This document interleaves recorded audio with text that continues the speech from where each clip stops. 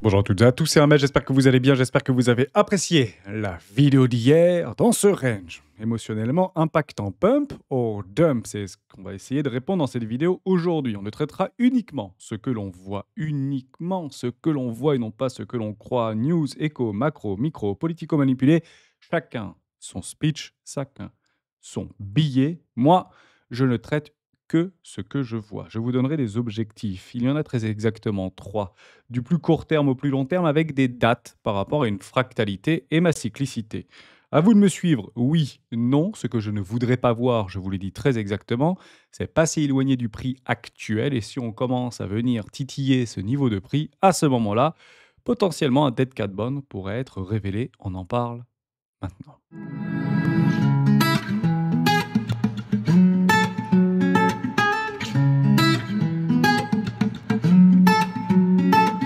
Juste avant de commencer, je vous invite toujours à rejoindre le Score des rois du marché. Vous trouverez le lien dans la description. À l'intérieur, une documentation qui s'appelle la stratégie des 4 rois. N'hésitez pas à l'utiliser, vous en imprégner, vous en inspirer pour vous aussi, trouver votre propre style d'investissement. C'est complètement gratuit, c'est 18 pages à lire. Et pour moi, ça fonctionne. Vous avez deux possibilités pour la récupérer, soit sur le Discord, soit sur le site lesroisdubitcoin.com en téléchargeant sur le lien juste sous la vidéo. On est en train de bloquer de partout. On en reparle depuis 2 jours à peu près. On a des trendlines haussières ici. On arrive sur des POC de liquidité haute sur un haut de range. Ce qu'on veut voir, c'est extrêmement simple. Deux énormes candles bougies vertes pour nous atteindre les 120 000 $ d'ici les 15 prochains jours.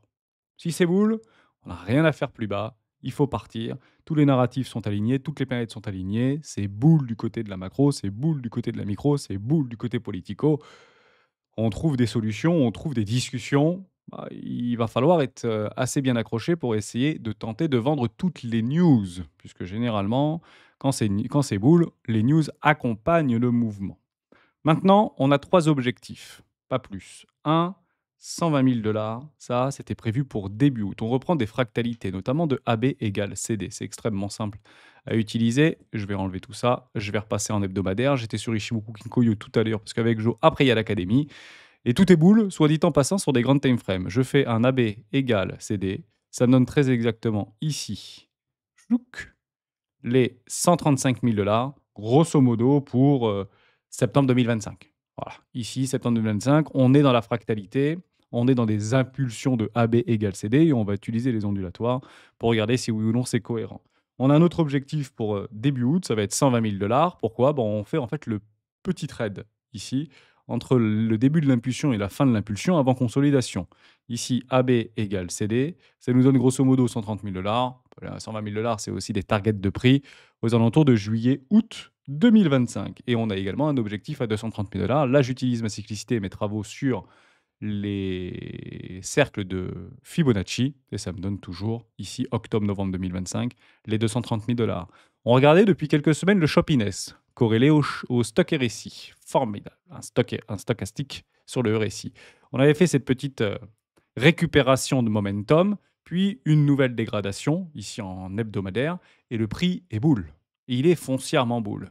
Et à chaque fois qu'on avait observé ce type de choses, c'est extrêmement simple, on avait deux énormes candles consécutives qui s'étaient positionnées. Ici, par exemple, on avait fait exactement la même chose. On monte, ici, nos deux lignes sont parfaitement bien rectilignes, et on se fait deux énormes candles consécutives. Revenez aussi un petit peu dans le passé. Bon, je vous laisserai le faire, mais grosso modo, c'est à peu près ce qu'on attend.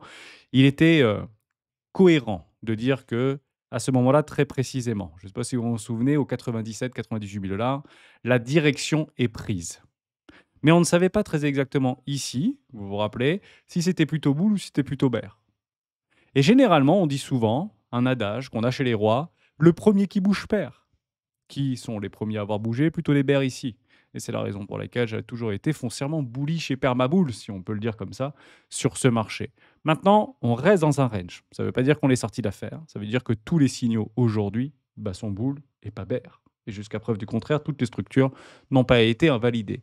Je vais regarder trois choses pour savoir si oui ou non on peut enfin profiter d'une accélération et si le monde entier va se mettre derrière nos cryptoactifs préférés pour le pousser. La réponse est non, c'est beaucoup trop tôt pour le dire. Pourquoi? Parce que si vous êtes dans Other, il n'y a rien. Nous, on attend un break de trendline nous alentours des 3 millions par rapport à la dominance Other vis-à-vis de Bitcoin. Côté dominance Bitcoin, ici, il n'y a rien. On vient chercher les fair value gap, il y a une jolie bougie baissière, je suis tout à fait d'accord avec vous, on est actuellement en hebdomadaire, mais il n'y a rien. Ça peut repartir à 70% de dominance. Franchement, il y a aucun souci avec ça. On peut regarder du côté des stablecoins, la dominance enfin de la capitalisation des stablecoins face au reste du marché. On est sur des trends. Donc pour le moment, bah, on est sur un support tout simplement et l'objectif de ce support, c'est qu'il se maintienne. Donc si c'est bull sur la capitalisation des stablecoins, l'objectif c'est de faire un nouveau plus haut, bear market terminé. Pour moi, à mon avis, si on vient faire un nouveau plus haut par rapport à ce canal, ici, rectiligne, un petit peu descendant, pour moi, c'est clairement un bull market, c'est un bear market et on fera un dead cat bond. Donc on ira chercher allègrement au-dessous des 74 000 dollars. On a même des targets, si vous faites des targets de AB égale CD ou des ratios de 1 pour 1, on a un prix à 70 000 dollars très exactement, voire un tout petit peu plus bas sur les 67 000 dollars à peu près. Et je pense que si on commence à se dégrader ou ici augmenter au niveau de la capitalisation des stablecoins, à mon avis, ce sera pas bon. Donc ce qu'on veut voir, c'est un break. Et c'est un break violent. En somme, une jolie pénétration ici au niveau de notre capitalisation sur les stablecoins. On break cette trendline, on fait le pullback et on accélère. 2, 3 semaines, retour 120 000, 130 000 dollars. Là, on pourra dire que c'est boule. Et à ce moment-là, le monde pourra se mettre derrière Bitcoin pour commencer à faire venir un maximum de nouveaux investisseurs qui arrivent bien évidemment beaucoup trop tard. Mais encore une fois, ici, prendre un billet, prendre un play, c'est extrêmement compliqué. Range trader, faites votre travail, shortez tout simplement. Je vais sur une autre charte que j'utilise, c'est exactement la même visibilité. On est revenu par rapport à un canal de tendance ici, sur mon biseau que vous avez retrouvé juste avant, par rapport à cette trendline. C'est exactement la même, ça bouge pas. Objectif, c'est casser ça pour aller chercher ça. Et à un moment donné, on s'est posé la question, est-ce qu'on ira d'abord chercher cet objectif ou est-ce qu'on casse ici pour aller chercher cet objectif? Ce que le cours fait, hein, des choses comme ça, comme ça, comme ça, comme ça, comme ça, oh, comme ça et comme ça, ou qui fasse comme ça, comme ça, comme ça, comme ça, comme ça, comme ça, comme ça, comme ça, comme ça, comme ça, je m'en contrefiche. Ils peuvent faire un double black flicker, je m'en contrefiche.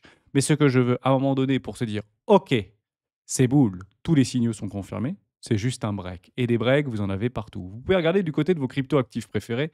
On va commencer par Ethereum et après on en regardera d'autres.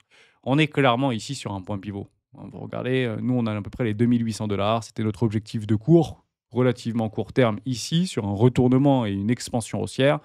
Bon, on peut viser les 2800 dollars pour Ethereum et ensuite une forme de consolidation ou une respiration. Et moi, ce qui m'intéresse, c'est de savoir si ou non Bitcoin bouge. Si Ethereum continue à aller chercher ses 2008, 2009, 3000 et que Bitcoin continue à rester dans son tout petit range en haut de son range, c'est très positif et ça permet de dire tout simplement qu'il y a une rotation des capitaux entre Bitcoin et l'ensemble des crypto-monnaies. Si on regarde d'autres crypto-actifs, ça vous les avez ici, on les a tous sélectionnés. J'avais fait un play all-in 2025 par exemple. Je vais prendre Fetchain. Fetchain, on a l'impression qu'il est à peu près au milieu de rien. Non, en fait, il n'est pas du tout au milieu de rien. Si vous prenez Fetchain et que vous allez chercher par exemple des volumes profile, on vient par exemple au plus bas ici et on vient le chercher ici. Oh, incroyable, on est exactement sur un POC de liquidité. Formidable. Si vous venez sur, je ne sais pas, on peut prendre qu'est-ce qu'on peut prendre? AAV, par exemple? Oui, AAV, ça peut être intéressant.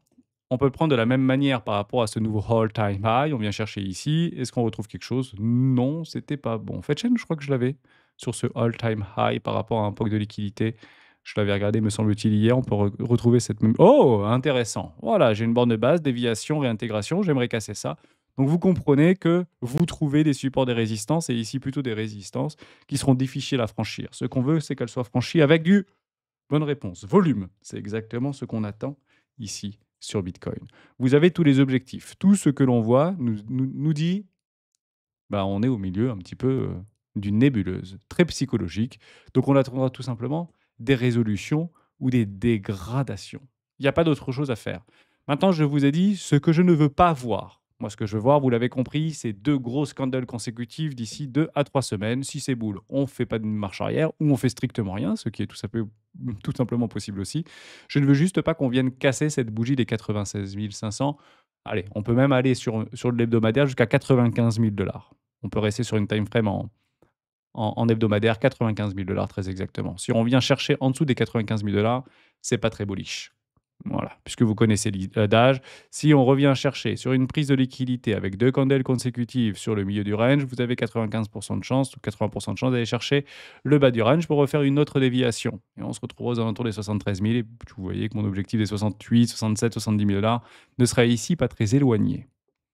Bon, voilà. Donc, si on arrive à peu près là-dedans, pour moi, c'est pas très très bon. On veut pas de pullback, on veut pas faire un test de cassure, on veut que ça pète en l'air. Voilà, si c'est boule, ça pète en l'air. Et l'objectif, c'est de faire venir un maximum de personnes. Et j'ai bien l'impression qu'actuellement sur ce marché, il n'y a pas tant de personnes que ça. Ça revient pas, notamment sur les réseaux sociaux. On regarde quelques-unes de nos petites crypto-monnaies qui reprennent des 50, 60, 70%. C'est très positif, mais on est toujours en water, jusqu'à preuve du contraire. Est-ce que cet adage par rapport à Same Mean Go Away va ou pas se répéter? C'est pas complètement impossible, mais est-ce que ça. Je dis pas que ça peut, mais est-ce que c'est cohérent? Si on reprend une forme de fractalité en hebdomadaire, ici sur Ishimoku Kinkoyo, pas en hebdomadaire, en mensuel, par rapport à nos deux pics ici. Bah, en fait, on est en train de reproduire exactement la même chose entre ici et ici et potentiellement par là. Et vous regardez par rapport à ce point haut, c'est pour ça qu'on dit beaucoup la cyclicité, c'est très bizarre, c'est complètement différent, qu'est-ce qui est en train de se passer? Si vous reprenez des fractales et que vous prenez ici par rapport au point haut, ça fait exactement 1000 jours. Si vous prenez ce point haut par rapport à notre objectif de fin de cycle, grosso modo, 1000 jours. Bon, bah ici, octobre 2025. Vous voyez qu'on est encore dans notre cyclicité. Donc on a fait un pullback, on avait fait un nouveau plus haut, on a fait un pullback et potentiellement on est en train presque de faire un nouveau plus haut. J'espère qu'on le fera. La question est de savoir est-ce qu'on fait une réintégration, puis on vient casser mes 95 000 dollars et à ce moment-là je dis waouh, ça va être chaud. Ça va être très très chaud parce que ce qu'on veut voir, c'est ceci, tout simplement. Pour aller chercher le seul objectif qui prime sur tout ce flux ici acheteur, les 1,618 d'extension de Fibonacci, pour la simple et bonne raison que cet objectif-là a été activé lorsque quoi? Lorsqu'on a fait un nouveau plus haut. Donc si on doit prendre de façon tout à fait consciencieuse, mécanique et technique, un objectif de cours parfaitement réaliste, c'est ici, je vous l'ai dit, aux alentours des 120 000 dollars. J'arrête là-dessus, j'ai pas plus de choses à vous dire. Si, peut-être un petit clin d'œil pour celles et ceux qui l'ont vu, je suis sûr que ça a été partagé dans les Discord des rois du marché. Je vous pose une question, puisqu'on a lancé une nouvelle initiative sur les rois du trading. Vous avez la possibilité de vous inscrire ici, dans un salon privé. Vous avez toutes les informations nécessaires lorsque vous cliquez sur Bienvenue Trading et la procédure pour pouvoir nous rejoindre. Et on se pose la question, est-ce que ici, on prend un play ou on prend pas de play? Oui, non, je suis en 7 minutes. Bon, la réponse est oui. On peut prendre exactement sur le tag, ici aux alentours des 101, 106, 107 000 dollars à peu près, et on va regarder si on prend le play. J'aurais pris comment? Alors, je ne l'ai pas pris, j'étais en dîner hier, mais si je l'avais vu, je l'aurais pris. Je me mets en dessous cette candle par rapport à mon stop. Je n'ai pas besoin de me mettre beaucoup plus bas. Vous voyez que les plays sont vraiment très faibles. Deux possibilités, donc obligatoirement minimum 2 pour 1 en termes de performance de risque et reward. Ici, 3 plutôt positifs par rapport à notre croco ici sur cette médiane. Et on peut aller le transformer en swing pour aller chercher les 104, 105 000 dollars. Je vais le prendre plutôt cool. 1 pour 3, je trouve ça plutôt propre. La réponse est oui. Ici, je suis vert. Derrière, j'ai des divergences. Ici, en 40 minutes, il faut le revenir par rapport à ce qu'on était en train de vivre ici. Donc, c'était 22 heures à peu près, 22 heures. C'était hier à 22 heures. On était où? 22 heures, on était très exactement ici. On était parti chercher dans mes 40 minutes, ici je suis en 40 minutes, exactement par rapport à mes trends, mes moyennes ici baissières. L'objectif, c'est de revenir chercher le croco, potentiellement pour faire un short, hein, ça, c'est aussi la possibilité sur cette time frame-là. Et moi, je prends mes gains ici aux alentours voilà, des 102, 105 000 dollars. Donc ici, les 102, 105 000 dollars, 103 000 dollars. Et on y va. On regarde si oui ou non ça va marcher. C'était le play qu'il fallait prendre. Bon, vous imaginez bien que je ne l'ai pas pris parce que je n'étais pas disponible. Boum, c'est terminé. Voilà, c'est comme ça qu'on travaille au niveau du Gator. Et c'était assez facile de le prendre. On est parti rechercher le croco. On aurait même pu aller un tout petit peu plus bas ici. Mais bon, objectif, risque, récompense dans la poche. Voilà ce qu'on travaille. On le travaille tous les jeudis à partir de 15 h en live, ensemble, sur le Discord des rois du marché. Merci de m'avoir écouté. Vous avez exactement ce que j'attends. J'attends une violence très importante, comme ce qui s'était passé très exactement ici. Voilà, avec des grosses candles, des grosses bougies, exactement ce qui s'était passé ici, avec des grosses candles, des grandes bougies. Et si vous regardez dans le détail, je vous aurais dit très probablement, vous pouvez même peut-être retrouver une vidéo. Je ne veux pas qu'on revienne chercher, on n'a rien à faire sur les 26 000 dollars. Si c'est bullish et qu'on se retrouvait ici, c'est à peu près ce qu'on ressent. Alors là, un petit peu plus haut actuellement, on est à peu près ici.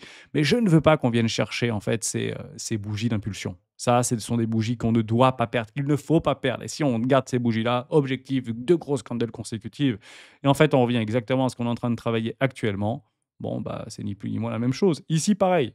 Je ne veux pas qu'on revienne casser ici sous les trucs. Donc, on vient faire une poche de liquidité, on réintègre, pas de problème. Derrière, grosse bougie consécutive. Je ne veux pas qu'on vienne travailler sur ces bougies. Derrière, on vient chercher un fair value gap. Derrière, on fait une grande bougie consécutive. Ici, je ne veux pas qu'on vienne casser. Ici, vous avez compris l'idée. C'est parce que si on vient de casser alors que est-ce différent dans le passé, ce sera très probablement pour faire quelque chose comme ça, puis un truc comme ça, puis ça, et puis et là, je longue, je longue, je longue, je longue, je longue. Ou allez, faire value gap, je longue, je longue, je longue, je longue, on ira faire un nouveau plus bas. Voilà, je vous tiens au courant de ça. Faites très attention. N'achetez pas ce dip. S'il y a dip, n'achetez pas ce dip ou achetez-le avec moi, 70 000 $. Alors, je vous ai dit quand même hier que j'allais le racheter éventuellement à 80 000 $. Je ne dis pas ce que ça va se passer. Je dis que si ça se passe, c'est pas ici que j'achète. C'est pas ici que j'achète. Moi, c'est à partir de là que j'achète 80 000 $ et potentiellement les 70 000 $ en 2 temps, tout simplement. Mais je ne suis pas boule, je ne suis pas bear, je suis très boule. Donc, je veux que ça monte très très fort.